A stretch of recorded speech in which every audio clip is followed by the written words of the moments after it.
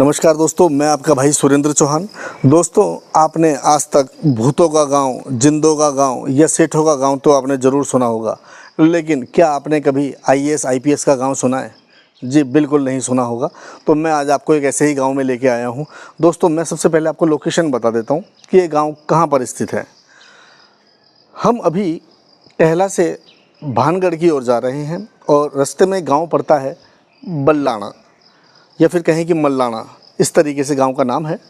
और यहाँ पर अगर हम बात करें तो एक छोटा सा गांव है और छोटे से इस गांव में बहुत अधिक संख्या में आईएएस और आईपीएस अधिकारी इस गांव ने दिए हैं। तो मैं आज आपको यहाँ जो आईएएस आईपीएस हैं वो सब अपने अपने जो ड्यूटीज़ हैं, जहाँ जिन एरियो में, जिन इलाकों में ड्यूटीज़ हैं, वो सभी आज अपने परिवार के साथ वहाँ पर रहते हैं। लेकिन मैं आपको जो गांव में उनका घर है और जहाँ से उन्होंने यहाँ से पढ़ाई करके और आज इतने बड़े पद तक पहुँचे हैं, तो मैं आपको बारी बारी से एक एक घर दिखाऊंगा। हालांकि कुछ घरों में ताले लगे हुए दिखाई दिए हमें, और ये तो जायज़ सी बात है, जब आईएएस आईपीएस बन गए हैं तो अब इस छोटे से गांव में रहकर क्या करेंगे। लेकिन जन्मभूमि तो मल्लाना गांव ही कही जाएगी। तो चलिए दोस्तों, हम दिखाते हैं आपको उन आईएएस आईपीएस के घर।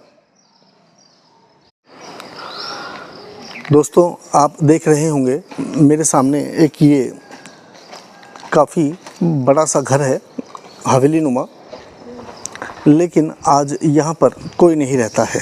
ये एक आईएएस का घर है और मैं आपको दिखाता हूँ इस घर के इस समय क्या स्थिति है। ये आप देख सकते हैं, यहाँ पर चारों ओर घर के बाहर ताले लगे हुए हैं और जो संबंधित अधिकारी हैं वो अपने अपने एरिया जहाँ पर उनकी ड्यूटी है वो अब सपरिवार वहीं रहते हैं।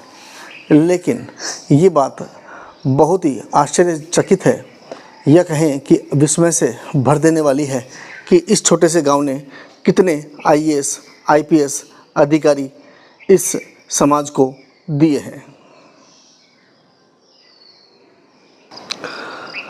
दोस्तों, ठीक इसी मकान के बगल में हम आपको एक मकान और दिखाते हैं जो कि आईएएस अधिकारी का ही मकान बताया जाता है।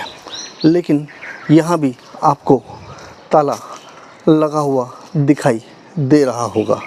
दोस्तों, यहाँ कोई है नहीं, और मैं एक बार थोड़ा सा अंदर चल के आपको दिखाता हूँ कि यहाँ पर नेम प्लेट भी लगी हुई है,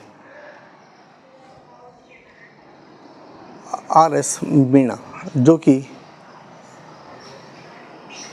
आईएएस अधिकारी हैं, और ये उनका मकान है। आप देखिए, अब यहाँ कोई भी अधिकारी इस गांव में नहीं रहता। इसके ठीक सामने मैं आपको एक घर और दिखाता हूँ। दोस्तों, ये एक घर सामने और है जहाँ पर आईएएस अधिकारी का ही मकान यह बताया जाता है। यहाँ आज इनके परिवार के कुछ लोग रहते हैं, लेकिन जो आईएएस अधिकारी हैं वो अपने गंतव्य पर, जहाँ पर उनकी ड्यूटी है, वो वहीं रहते हैं। दोस्तों, जैसा कि हमने आपको बताया, हम इस गांव में पहली बार आए हैं, और जब हमने यहाँ के जो रहवासी हैं उनसे पूछा कि और हमें मकान बताइए जिन मकानों से आईएएस आईपीएस निकले हैं, तो अंकल जी हमें इशारा करके बता रहे हैं। अंकल जी, कौन सी हवेली है? वो सामने वाली है। सामने वाली? ठीक है अंकल जी, हम जाते हैं।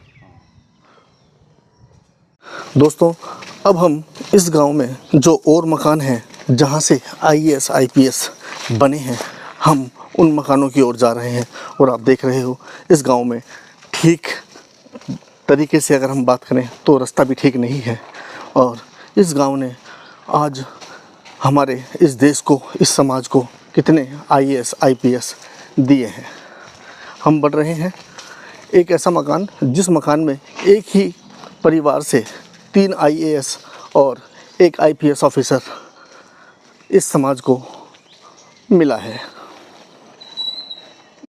दोस्तों, अब हम बढ़ गए हैं उस मकान की ओर जिस घर से एक ही परिवार ने 3 आईएएस और 1 आईपीएस मौजूदा समय में मौजूद हैं। और बताया जाता है कि 3 आईएएस और 1 आईपीएस के पिता भी पूर्व में आईएएस रह चुके हैं।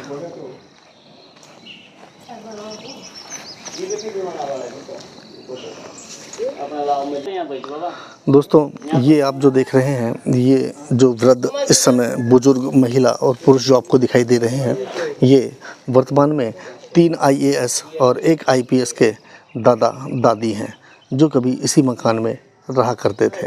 वर्तमान में सभी अपनी पोस्टिंग्स जहाँ भी मौजूद है वहीं पर कार्यरत हैं।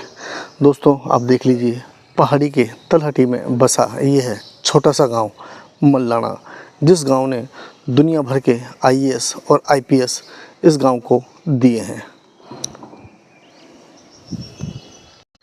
दोस्तों, मैं आपको इसी गांव का एक मकान और दिखाता हूं, जिस मकान से 2 भाई, एक आईएएस है और एक आईपीएस है। ये गांव भी मल्लाना गांव में ही स्थित है, लेकिन आज यहाँ गांव में कोई नहीं रहता है। सभी बड़े बड़े शहरों में जहाँ पर उनकी ड्यूटीज़ हैं वहीं पर जाकर बस गए हैं।